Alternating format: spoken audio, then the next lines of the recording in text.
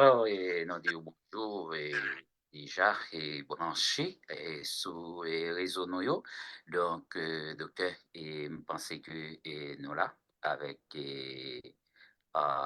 Jean-Mi FLYJEB nous. Donc, c'est l'heure pour nous, moi, de rentrer dans causer comment oui là. Bonjour Aliko, nous bien, merci. Bonjour Monsieur Massillon, comment il est là?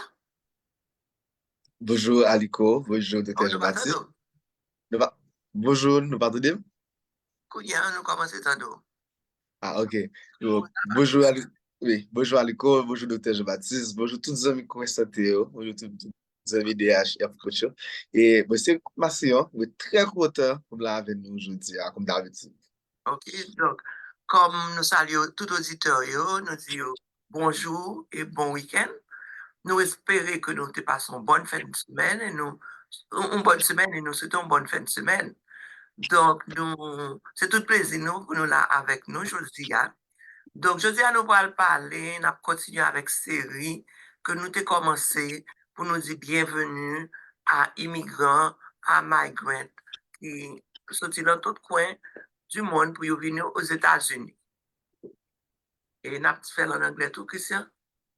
Okay. Good morning, everyone. So we are really happy to be here again this morning, and we're thrilled to say welcome to all the migrants that come all around the world to the United States, and we are going to continue our series of talks about how to adapt to this new life. Yeah, and welcome. Monsieur Massillon, c'est un monde qui sont psychologues liés. Ils sont psychologues et avocats. Et il était fait un stage avec nous dans Cambridge Hospital, où il était fait 3 mois et que lui après un pile de lit, mais qu'on y est en Haïti. Donc, la parle nos perspectives de tout de côté et qui sont que adaptation, c'est pas un bagage qui est facile pour quel que soit le monde. Nous, toutes les nos vies, nous avons un choc culturel. Yes, so I'm Masio, and I am an aspiring psychologist and lawyer, and I had the chance to spend 3 months doing observership at Cambridge F Alliance, and I work with Asian on both sides, both in the United States and Haiti. So I'm here to give my perspective about adaptation. Adaptation can be a challenge for everybody, and that it can take times for us to adapt to the new cultural shock that we are facing once we are in the new setting of other country. Donc, Christian, qui sont ou pensez que qui sont entendent par choc culturel? Okay, so Dr. Malou just asked me what I think about cultural shock. Donc, pour me parler de choc culturel, ça pour nous comprendre, c'est que tout pays, de toute communauté, pas la même culture. Ça veut dire, il n'y a pas la même manière, même gens yo ouais bagay yo, pas la même gens yo fait bagay yo, pas la même gens yo penser. Donc, là, non société ou bien non communauté, ou bien on gens peut-être que ou aborder l'autre monde, on gens que ou manger, on gens que habiller, on gens que bah yo fait en général, et là non l'autre société qu'on y a, là non l'autre communauté. Ou ka wè ki bagay yo pa fait jan ou pense que yo fait généralement, yo pas fait jan ou te kon fait yo. Donc c'est là ça ou ka parler choc culturel parce que c'est premièrement c'est en première manière que bagay yo te fait qui va le contrer avec on différentes manières bagay yo fait et c'est là ça le va différent l'on va ouais et l'on va remarquer ça et c'est ça qui va ça nous parler les chocs culturels là. So talking about cultural shock. First, you have to say that in every community, there is a way of living. There is a way that we eat. There's a specific way that we dress, that we address people, and that we talk maybe. And this is like very specific to our community. And when we move or when we visit or when we when we go to another community, we will see that the way that we thought that everything was going, the way that we thought that everything were, it's not the same. And when we meet this other community, when we meet this other society, we will see that there is another way of doing things, and that is what we call cultural shock. It's when you had a way of living, and when you go to another place, you see that there is a different way of living, and at this moment that you see that things are different, and this is where adaptation will be really needed, because there is a shock in how things are doing. Yeah. Et en plus de ça, ce sont mon par exemple qui sorti depuis Amérique du Sud, où tu travaillé là, ou quitter toutes sortes de guerres, et puis ou comprendre ma chercher une vie meilleure. Et pour venir, et puis tu traverser ou rencontrer un paquet de boire et drame. Donc, bagay ça, yo vin agir sur vous. Donc, il doit changer caractère. So Dr. Jean-Baptiste added that so if you come from South America and you're migrating to the North America, specifically in the United States, there's a lot of obstacles that you might encounter on your way, and those obstacles might affect you on how you think, on how you act, basically your character. So, comme psychologue, qui ça capable de manifester? Le monde gen toute frustration ça la kali, parce que l'elvini ça dit qu'on n'est pas dans c'est pas ça. Qui sera pas dans qui type de réaction et puis comment que monde ça va éviter qu'on y pour reconnaître ça et pour qui sera suggérer. So as a psychologist, what I can suggest to people, and that when they come and they see that the things are not like they were expecting them to be, and this can provoke some frustration, and what are the common reaction, and why can I suggest them? So one thing is, when you are migrating from one place to another, there is like already that, like we were talking about, many cultural shock, because as I was saying before, things are not the same as your original culture, or at every community you go to, there is some changes, and those can bring frustration, because maybe you are expecting a better life and you're expecting everything to be as smooth as silk, but it's not like this. And one thing is, when you come to the new place, not knowing how to act, not knowing how to behave, not knowing how to talk to other people, and not knowing about the justice system, that can bring some anxiety, because you don't want to mess up, or you don't, or just don't know. And at this point, with anxiety, there can be some reactions as avoidance, and people can get violent sometimes, not knowing how to channel their emotions, and there can be some other emotions like sadness. So this is a bunch of emotions that can come with the state of migrating to a new place. Mais tu as dit que, oui, je t'ai dit déjà, pour les migrer dans notre culture pour venir dans l'autre, nous traversons le pile obstacle. Et ça fait à chaque fois que nous rencontrons une nouvelle communauté. Et je t'ai dit là, l'arrivée dans une nouvelle communauté, ou par contre comment pour agir, ou par contre comment pour parler avec le monde, ou pas même connaître rien légal, c'est-à-dire de justice, de système de justice là, ça a amené anxiété là. Et anxiété à lui-même, il y a pile réaction que lui a fait et manifester, puis l'émotion qu'a fait manifester. Par exemple, on monde qui a plaidé à éviter, et le monde éviter de côté, en même temps tout, il a porté des émotions tant que tristesse, mais il y a des gens qui a fait une violent parce qu'ils n'ont pas arrivé et contrôler l'émotion, contrôler ça ressenti. Donc, c'est une bonne émotion qui peut-être que nous pas désirer, qui a venu avec toute migration, ça, avec toute choc culturel, ça, les n'a sorti en côté, pour la chercher pour dans l'autre côté nous t'a espérer la vie meilleure, mais bagaille pas tout le temps, pareil, déjà nous te voulons.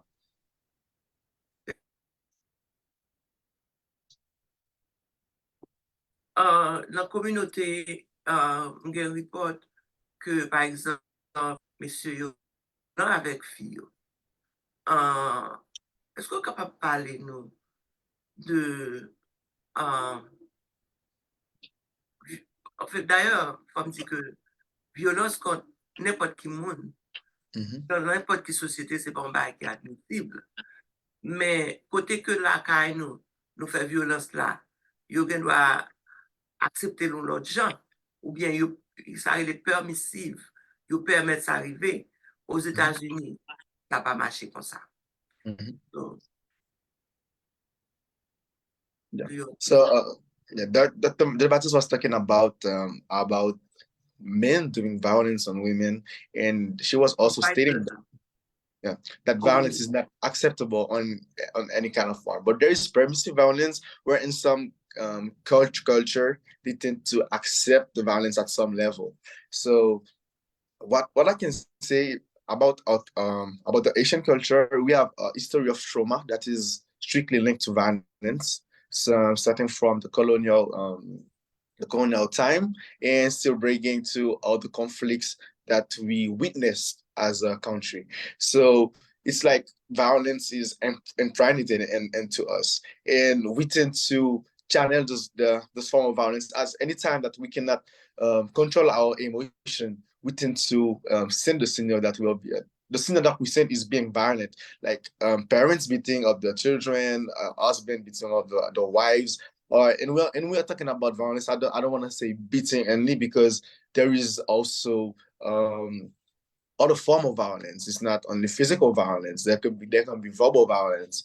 So one thing is we have to heal, because it's a form of trauma, because we learn it, and it's not doing good to us as we are being violent, but we are doing worse to the other people. So it is really important that we can acknowledge that we have this kind of trauma in us that we need to heal, and that we need to unlearn this form of reacting, because as you were saying, Dr. Jean-Baptiste, not every country will accept violence from you. There can be really severe punishment for severe section for violence.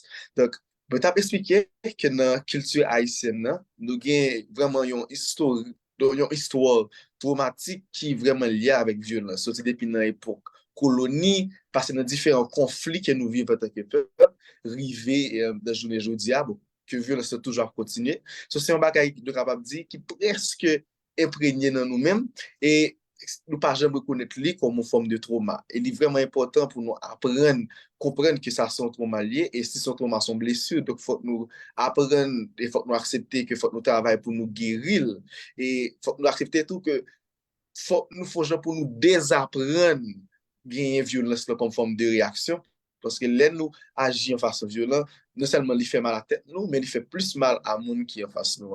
Et là parler de violence, pas seulement parler de monde qui bat monde, comme madame qui bat et mari, ou bien mari qui bat madame, et parents qui bat petite, mais il y a un puis l'autre forme de violence tout au coup, et pas seulement violence physique, il y a violence sexuelle qui est vraiment axé sur lui, je t'ai dit, tant que monde qui a violé monde, mais il y a une violence verbale, tout le monde qui a joué, le monde qui a dit monde ne peut pas bagaille pour blesser. Donc c'est vraiment important pour nous et apprendre, pour nous désapprendre forme réaction ça, parce que c'est pas tout côté qui a accepté violence dans le, parce que il y a des côtés où vraiment puni violence de manière qui est très sévère.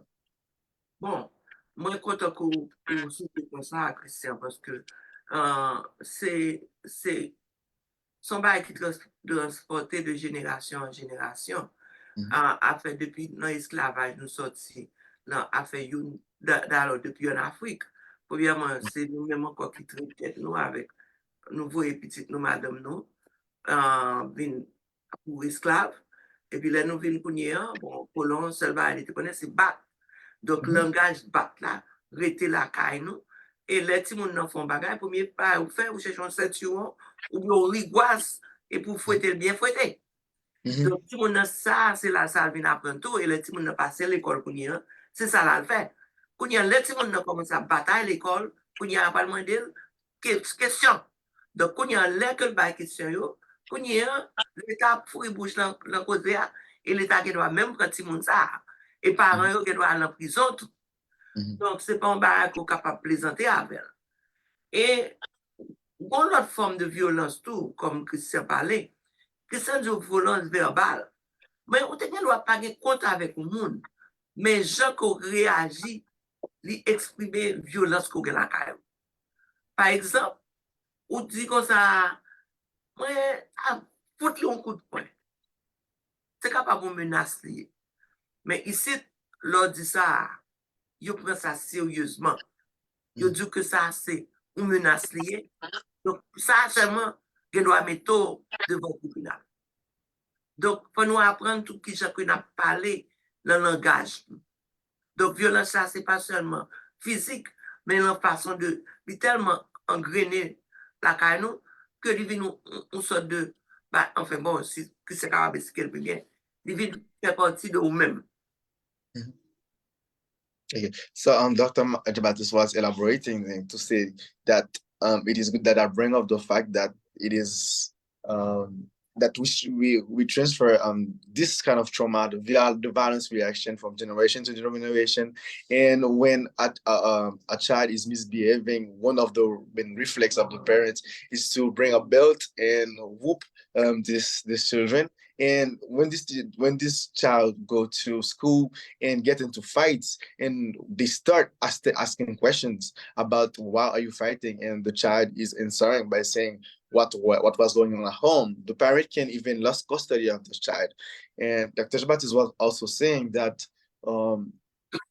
talking about different form of trauma, sometimes we are not being in a conflict with a person, but the way that we react with our language can be perceived like a menace in some culture, just as in the United States. And people are taking this very seriously. So we really have to learn how to acknowledge this kind of reaction, because as we were saying, it's like it is really impregnated in us. It's like a normal reaction for us. It's like a permissive violence, but we are still saying that not every culture accepts violence and kind of violence, and not in general people should not accept a kind of violence. But it is a really specific case for us Asian, because we have this history of trauma that I'm talking now about, how we can heal this kind of trauma.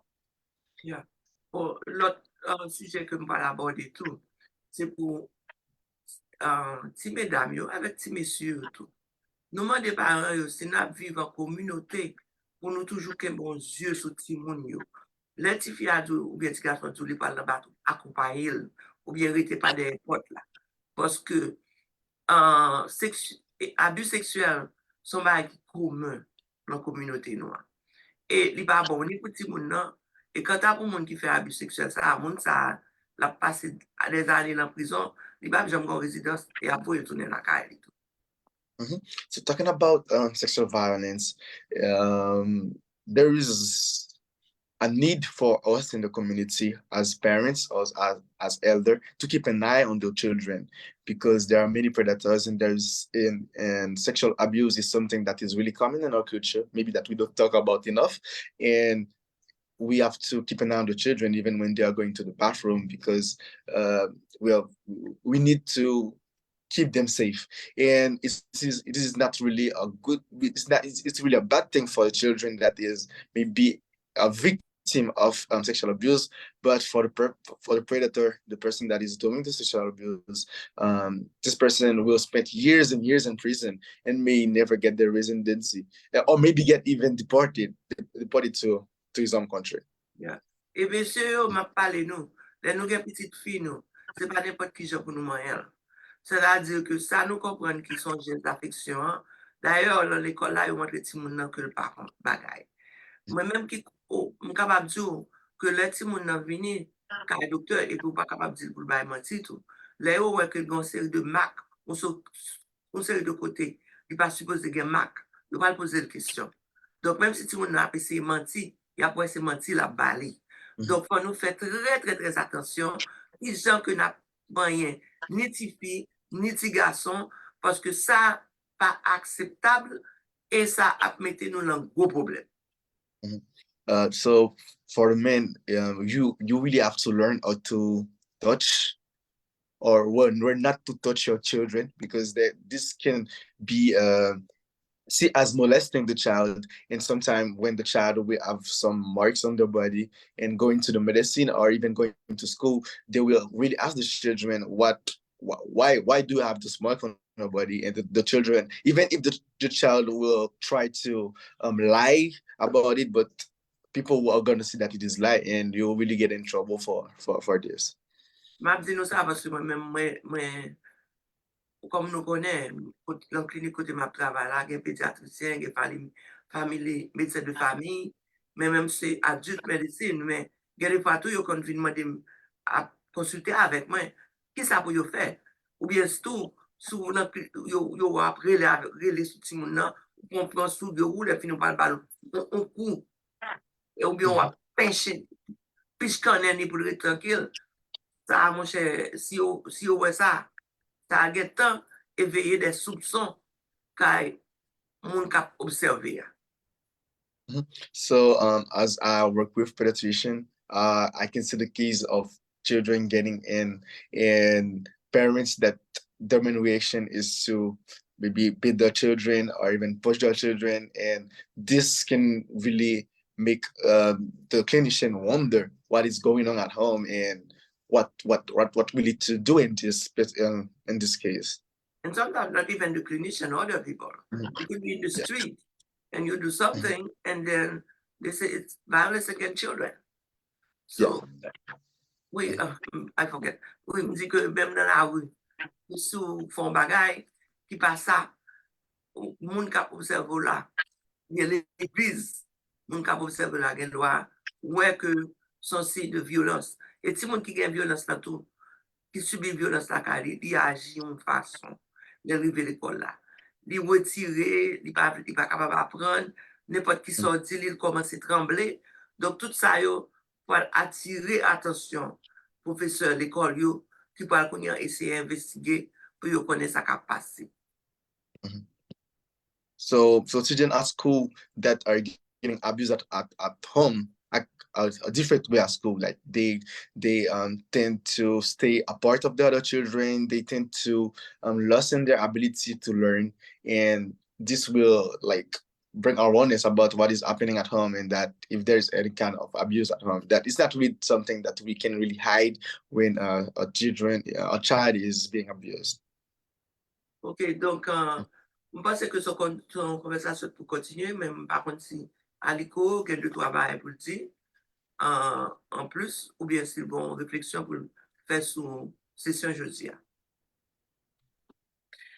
Donc, alors, c'est un cause qui est très important pour nous vraiment concentrer sur lui, parce que le regarder pour ou sortir dans le pays d'Haïti pour insécurité, ou bien quelque soit côté ou sortir pour insécurité, disant que ou pour traverser toute route ça pour arriver ici, et pour c'est non bail comme ça au vin blanc.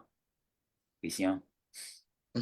So it is really an important topic that we really need to focus on and talk about, because sometimes you leave your own country like Haiti from reason of insecurity, and you go a long way, you do a long journey to get there, and you see that you are getting in such a trap. Donc, seul conseil nous kabaou, les amis, c'est faites attention, parce que pour ça chercher à ou venir ici pour un bien-être, pas vrai, ou venir ici pour chercher job, eh bien, sous en prison, yo pas bon job, ou pas jamais joindre un job dans le pays États-Unis, si jamais yo est son cas déjà kéoye, si son monde qui violent ouye, parce que bon question qui est les background check, bon pas même parler de background check, on y a parler de colis. So yeah, one advice that I can give you is to be really careful, because if you migrate to the United States, maybe you do it for in the state of purchasing or going after a state of well-being, and if you're in prison, there will be no way that you will get a job for that. And if people are saying that you are violent, that you are an abuser, and because every job will do a background check on you, and now they go further. They don't even do a simple background check, but they do a curry check. Donc, si vous pas connaissez comment pour agir, allez dans la communauté ou, cherchez un counselor, cherchez un monde ou connaît, ou ka parler avec lui, si gon bagay quelconque pour capable nager zanmi pour sortir. Le plus souvent, c'est l'État mette bouche, c'est là ça ou connaît combien coco B qui te gagné dans la guerre. Donc, nous comprenons proverbe ça. Okay. So, I don't think I will be able to translate that last part. Go ahead, Christian. Yeah. Yeah. So if something is going is not going good, if you don't know how to act in a situation, go to your community, seek a counselor, because I will try to do my best because it's when the government took place and the situation, that's when you knew how many maybe laws were there for this specific issue. Yeah, that's it. Non di, c'est là ça, l'État vient river, c'est là ça après combien ti moun qui violé, combien filles qui battent, combien dents qui rachées, eh bien c'est là l'État vini, c'est là ça qu'on est. Donc c'est ça fait et nous encourager tout le monde pour y prendre ça en considération. C'est ça seulement que j'ai besoin d'ajouter. Bon, nous remercions Christian pour l'intervention ça. Et donc, nous pensons que, m'espérer que c'était, que nous t'ai apprécié et que nous, bien sûr, pour nous continuer. Grecian Echo Saturdays, commercial free on WNTN. Nous avons l'intention pour nous continuer avec package, welcome package to immigrants. Bienvenue à immigrants aux États-Unis. Donc, ça, de temps en temps, on parle avec un sujet différent. Et nous espérons tout que ce n'est pas la dernière fois que j'apprends Christian à l'écran. Donc, Christian, le dernier mot. Yes, thank you. Merci tout le monde. Et moi, j'étais content là matin. And one thing I want to advise is when you come to a new country, really try to learn about the legal system, the legal justice system, because that what can keep you out of trouble. Donc, merci tout le monde. J'étais content là. You know que ça m'a baillé vini dans nouveau culture, dans nouveau pays, c'est essayer d'apprendre le système légal là, le système justice là, parce que c'est ça qui a vraiment qui est au dehors de tout problème au cas rencontrer. Alors, pour terminer, dans tout ça que pas oublier l'émission ça, il était venu grâce à Cambridge Health Alliance Foundation, donc qui te permettent que nous dans partie émission ça qui vient joindre nous et cela chaque samedi nous venons. N'a dit tout le monde merci encore Christian et puis merci docteur Jean-Baptiste. Donc n'a rencontré encore tantôt sur même station. D'accord, et à bientôt. Bye bye.